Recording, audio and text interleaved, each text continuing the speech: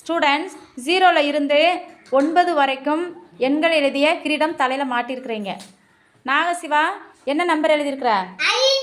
5 வரணும்னா எந்தெந்த எண்களை கூட்டணும்? யோக விக்னேஷ் சொல்லியா? 1